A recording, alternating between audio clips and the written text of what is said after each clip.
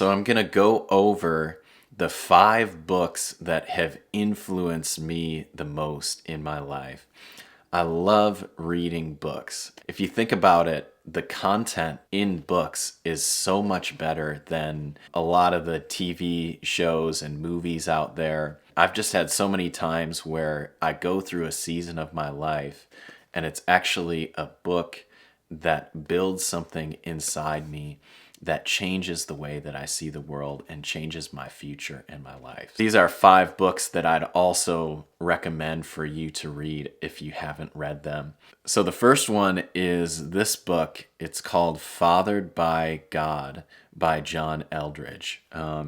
He's a writer. He also wrote a book called Wild at Heart. But this book, Fathered by God, goes through the masculine journey, and it talks about becoming a man. In our modern society, we actually have nothing to measure that. In previous cultures, in indigenous culture, there was a marked time where a man went through a rite of passage and became a man. We've kind of lost that.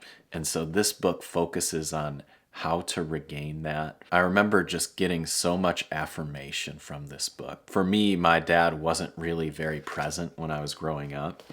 And so knowing that God was there for me and God really wanted to father me just changed my life so much. Highly recommend Fathered by God, John Eldredge. You might cry while reading it. That's okay. It'll be really good. This next book I've mentioned before. It's called Keep Your Love On by Danny Silk. This is kind of a shorter read, actually, but one of the most valuable books that I've read. When I sit down to get coffee with someone, the conversation with them inevitably always goes to relationships and how to have loving relationships. It's like one of the most talked about things and one of the most desired things that we desire.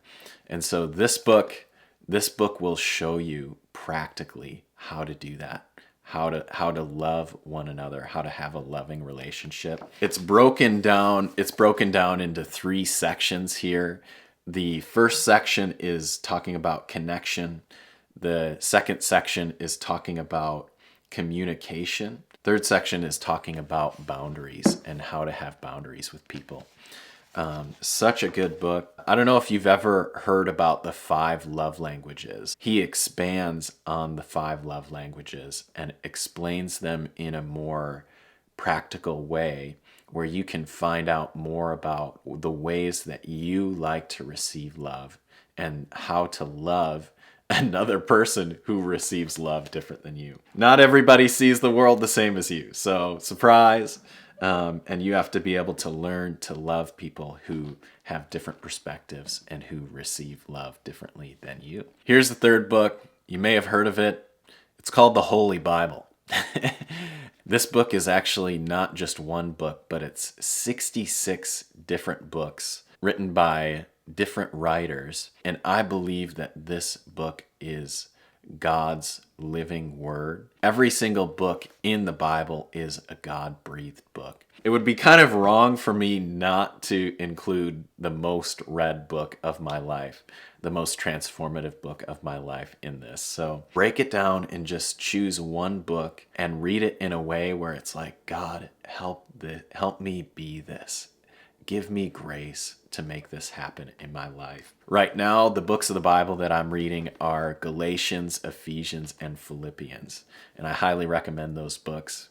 They just talk about identity, who you are in Christ, and they'll give you such a great foundation for that. All right, so the 4th book, this is my Kindle right here. I actually don't own the physical copy, is called Story Brand by Donald Miller. And this book changed my life so much because it changed the way that I do business. It's a book about marketing and branding. The whole thesis of the book is the customer needs to know that you want them to buy from them. And it talks about how to be very overt about that and not ashamed of asking someone to buy from you. Before I read the book, I was kind of like, so if you want to buy this thing, if you really want to, like, okay, like you can buy it, but it's up to you. And it taught me how to have more confidence in business transactions and being like, no, like I want you to buy this. It could apply to anything that you need to get people to buy in for. The part that struck me the most in the book, he talked about this illustration of when somebody is making a commitment or buying something, it's like they're crossing a fast moving creek. What your job actually is to show them what rocks to jump on to cross the creek. That's what your job is as a marketer, as a salesman, as a leader, getting people to buy into your vision. Define the path of how the person can go from not engaging with you to being a purchaser, to buying in, and to partnering with you. I highly recommend that. Read that book. Let it change the way you do business. Let it change the way you do life. The fifth book is actually also on Kindle for me, and it's called The Essential Guide to Healing by Bill Johnson and Randy Clark. And these men who have written this book, they've been going after pursuing the healing that Jesus paid for on the cross. Isaiah 53 says, by his stripes we're healed. They talk about a lot of different experiences they've had with it. Bill Johnson's dad died of cancer, yet he's still going after healing. He's still believing for God to have that happen.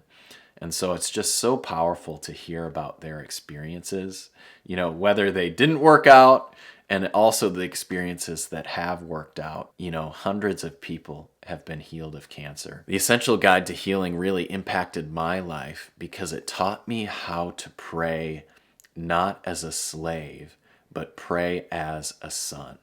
And so the difference between that is basically a slave would pray like this: oh God, please heal this person if it be your will. And it's kind of like begging God to do something, as if we need to twist his arm in order to get him to do stuff. But what the book teaches you how to do is to pray as a son or a daughter from a place of knowing that it's God's will to heal every person, and releasing that over the people around you. That your voice has the power to set people free. Your voice has the power to heal people. Praying in a way where it's like, I release the healing power of Jesus Christ over you. And I remember seeing people healed, not by my own power, but by the power of Christ in me, and just being so surprised. I was like, wow, this prayer really works. That is just such a great book to read. If you have family members who need healing, I highly recommend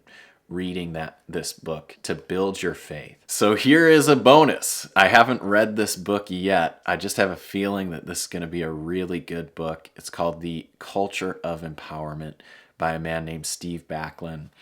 And this is a leadership book. It's going to give a lot of valuable leadership tools, and it seems to be focused on encouraging and lifting up the people around you and championing the people around you as a way of leadership.